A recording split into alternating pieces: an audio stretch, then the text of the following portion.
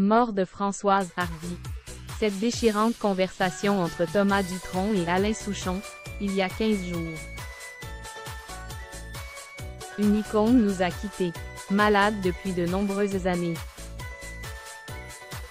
Françoise Hardy s'était complètement retirée de la vie publique.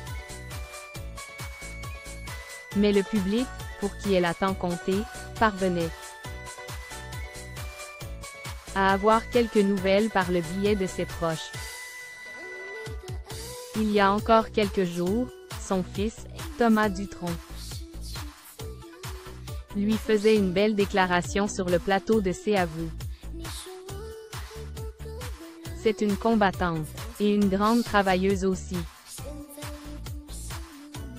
avait lâché l'artiste avant d'ajouter « Elle se bat beaucoup. Et peut-être que je ferai un hommage aussi, un jour, de mon côté. » Ce mardi, Françoise Hardy a finalement tiré sa révérence à l'hôpital américain de Neuilly. Une disparition qui a profondément marqué le monde de la musique.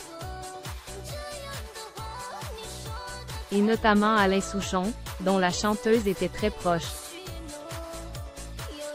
Interrogé par Le Parisien, l'interprète de la ballade de Jim n'a pas caché son désarroi.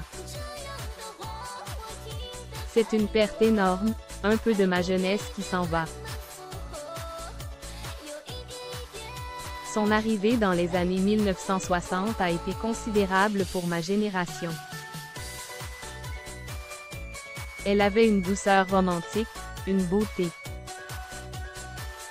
Une voix qui nous touchait énormément, lance Alain Souchon.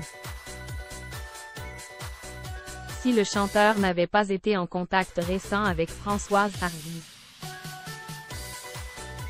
Il explique avoir eu de ses nouvelles par son fils, Thomas Dutronc, il y a 15 jours. Nous nous sommes croisés et il m'a dit qu'elle était très faible. Je lui ai demandé de lui faire une bise sur la joue droite. Explique le chanteur, actuellement en tournée, Alain Souchon. A fait savoir que ses fils et lui rendront hommage à la star disparue, sur scène. Au cours de l'interview, le chanteur n'a pas tari d'éloges sur son ami. Il a notamment évoqué une personnalité complexe, fascinante et sans prétention. Elle avait à la fois de la légèreté et de la profondeur, entre Sheila et Léo Ferré, ce qui est rare.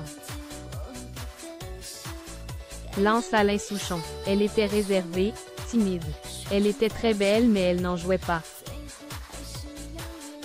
C'était très mignon de sa part, ajoute le chanteur, qui évoque également un côté plus affirmé de Françoise Hardy.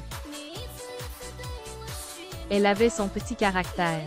Elle avait des idées tranchées.